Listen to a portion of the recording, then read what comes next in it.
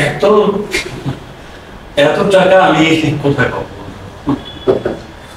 তোমাকে বলেছিলাম না বন্ধু, তোমাকে দিয়ে জীবনে কিচ্ছু হবে না। শোনো, এত সহজ সরল হয়ে না এই সমাজে টেকা যাবে না।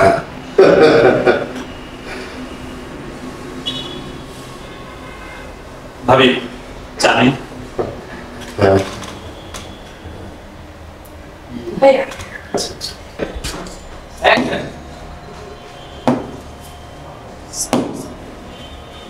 আমি একটা জিনিসই বুঝি না, এই অফিসে কি কোনো কাজ হয়? কথা বলছেন না কেন? বলুন জি স্যার। না, এই অফিসে কোনো কাজ হয় না। হ্যাঁ, আমি একটু আগে বললাম না, এই অফিসে কোনো কাজ হয় না।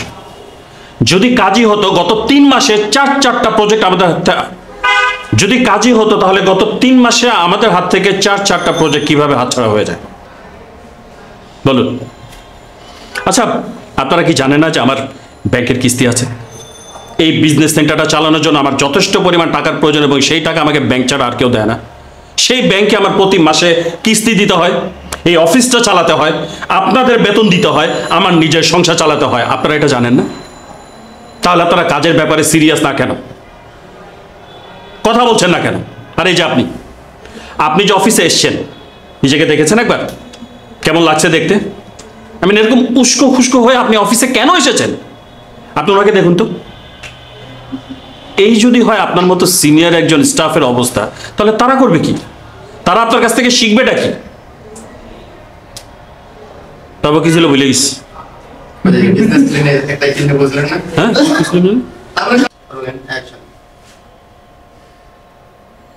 কবির, আপনার কাছ থেকে অন্তত পক্ষে তোমার কাছ থেকে দিই।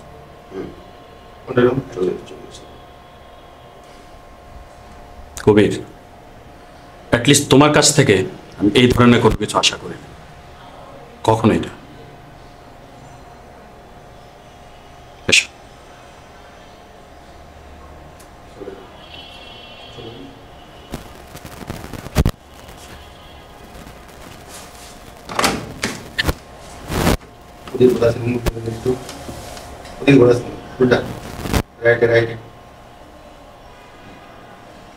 এখনই রুমে এসো।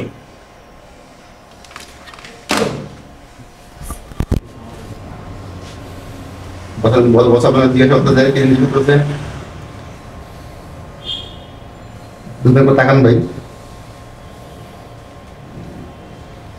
এই এখন দাড়ি মারতেছে, এখানে দাঁড়ান না কেন? দাড়ি মারতেছে, এক পিছান পিছান মাল পিছান।